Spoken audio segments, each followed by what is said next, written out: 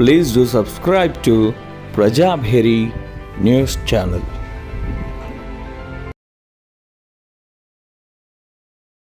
కామారెడ్డిలో BC declaration చేసిండ్రు. BC డిక్లరేషన్లో అనేక అంశాలు మేము గెలిస్తే బీసీల కోసం, బీసీల సంక్షేమం కోసం ప్రతి సంవత్సరము 20,000 కోట్లు ఖర్చు పెడతాం.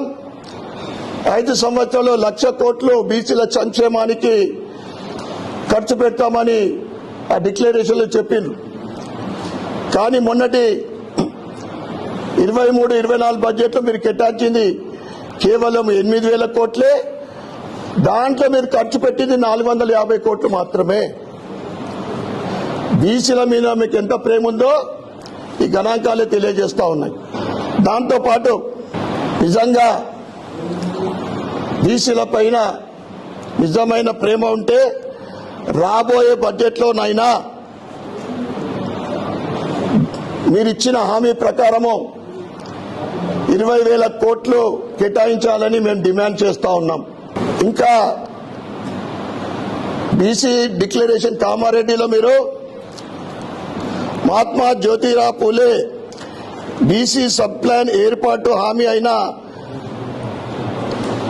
ఇప్పటి వరకు నెరవేర్చలేదు.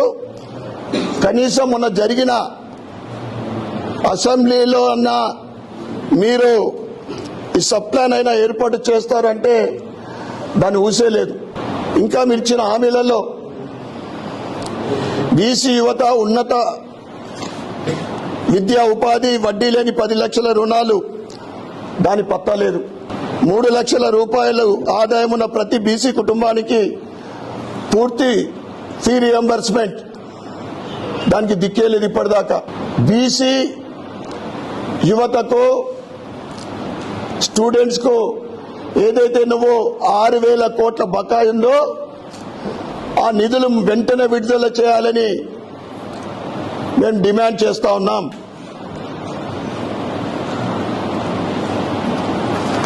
నువ్వు బీసీ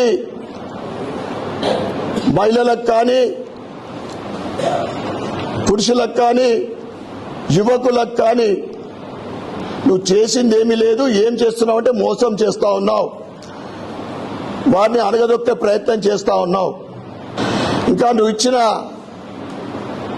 బీసీ డిక్లరేషన్లో ఇంకా కొన్ని అంశాలు ఏంటంటే ప్రతి మండలంలో ఒక గురుకులం అన్నారు. దాని పురోగతి ఏంటి, ఎంతవరకు వచ్చిందో ప్రభుత్వం సమాధానం చెప్పాలని మేము అడుగుతా ఉన్నాం.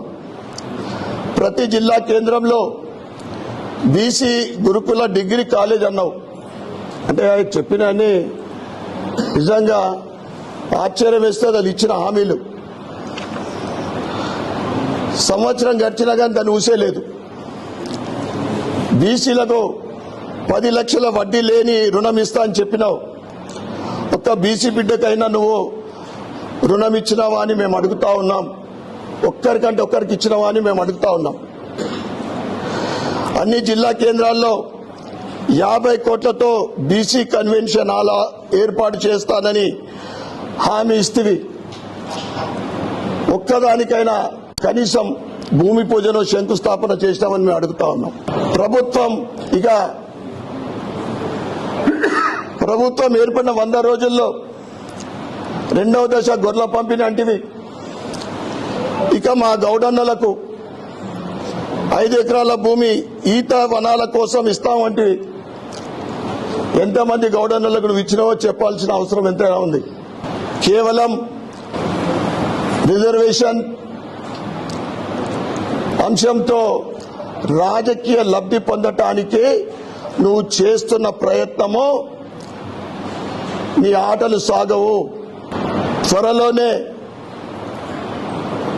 మా బీసీ బిడ్డలు నీకు తగిన శాస్తి చెప్తారు.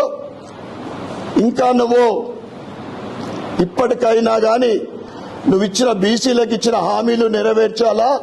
ఆ రిజర్వేషన్ సరి చేసుకోకుంటే నీ ప్రభుత్వాన్ని కూలదోసే ప్రయత్నం కూడా చేస్తామని మేము హెచ్చరిస్తా ఉన్నాం. కేవలము పొలిటికల్ డైవర్షన్ కోసం ఇవన్నీ నాటకాలు ఆడుతూ ఉన్నారు. 6 గ్యారెంటీలకు ఇప్పటిదాకా 14 నెలలు అయితే ఒక ఫ్రీ బస్సు తరఫ ఏ దానికి దిక్కు లేదు. మొన్న డిసెంబర్లో ఈ 4 గ్యారెంటీలు రైతు బీమా, రైతు భరోసా, ఆ కూలీలకు రేషన్ కార్డులు, ఇందిరమ్మ ఇండ్లు ప్రతి ఒక్కరికి ఇస్తా అని చెప్పి 3,500 చెప్పి మళ్ళీ జాగున్నోళ్ళ కానీ ఇగో సంక్రాంతి కంటివి 26 జనవరి కంటివి రాత్రి మీ అకౌంట్లో డబ్బులు పడతాయి, గంటి మోగుతాయని చెప్తివి. ఇవన్నీ తప్పించుకోవడానికి నువ్వు చేస్తున్న నాటకాలు ప్రజలందరూ కూడా గమనిస్తూ ఉన్నారు. భవిష్యత్తులో నువ్వు ఇచ్చిన హామీలని నెరవేర్చాలని, బీసీలకు జరిగిన అన్యాయం సవరించుకుని రావాలని మేము పత్రికా ముఖంగా కాంగ్రెస్ ప్రభుత్వానికి డిమాండ్ చేస్తూ ఉన్నాం, హెచ్చరిస్తూ ఉన్నాం. మీడియా మిత్రులకు మరియు నాతోటి భారతీయ జనతా పార్టీ కుటుంబ సభ్యులందరికీ నమస్కారాలు. తెలంగాణ ప్రభుత్వము కులగణన సర్వే మేము గొప్పగా చేసినాం. చరిత్రలో నిలిచిపోయే విధంగా సర్వే చేసినాం. మా అంత గొప్ప పార్టీ లేదు, మా అంత గొప్ప నాయకులు లేరు. 1931 తర్వాత దేశ చరిత్రలోనే మొట్టమొదటి కులగణన అని గొప్పగా చెప్పి అసెంబ్లీలో తీర్మానం పెడుతున్నామని గత కొన్ని రోజుల క్రితము బీసీ సోదర సోదరీమణులకు ఇది పెద్ద కుట్ర చేసే ప్రయత్నం జరిగింది. ఎందుకంటే రాబోయే స్థానిక ఎన్నికలను దృష్టిలో పెట్టుకొని కేవలము బీసీ ఓట్ల కోసమే ఈ కాంగ్రెస్ ప్రభుత్వము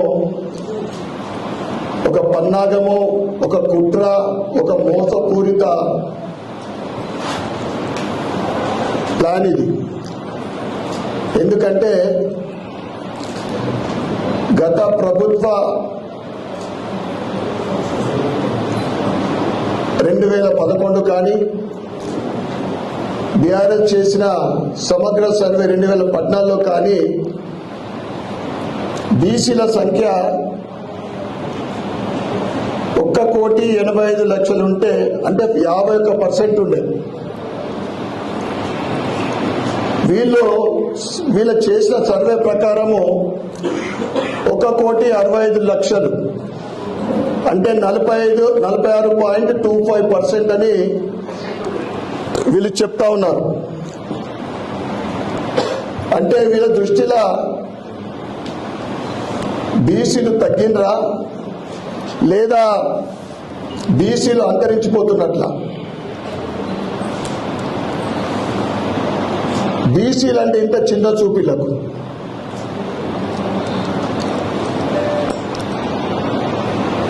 అసలు బీసీ కులగణన పేరుతో కాంగ్రెస్ ఒక పెద్ద కుట్రనే చేస్తూ ఉంది. ఎందుకంటే ముస్లిం బీసీలు అనే ఒక కొత్త పదం, 10.8% ముస్లిం బీసీలట. అది కలుపుకొని 57% అని చెప్తా ఉన్నారు. మరి ఎప్పుడు లేని ఈ పదము ముస్లిం బీసీలని. నేను ఒకటి అడుగుతా ఉన్నా, హిందూ బీసీలు ముస్లిం బీసీలను ఉంటారా? గతంలో ఎప్పుడు లేదు.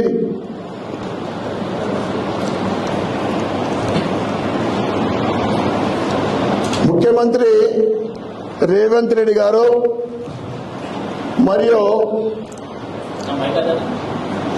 వారి మంత్రివర్గం మతి లేని, తెలివి లేని చేష్టలు చేస్తూ ఉంది. మీరు ఏదైతే అడ్డమైన తీర్మానాలు చేసి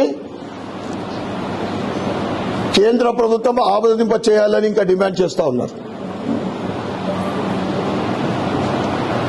బీసీలకు ఒక దిక్కు అనగదొక్కే ప్రయత్నం చేస్తా ఉన్నారు. నా బీసీ ఆడబిడ్డలకు సోదరమణులకు అన్యాయం చేస్తూ ఉంటే తీర్మానం ప్రవేశపెట్టి కేంద్ర ప్రభుత్వం ఆమోదం చేయాలన్నట. ఈ అడ్డమైన తీర్మానం ముందైతే నేను అడుగుతా ఉన్నా,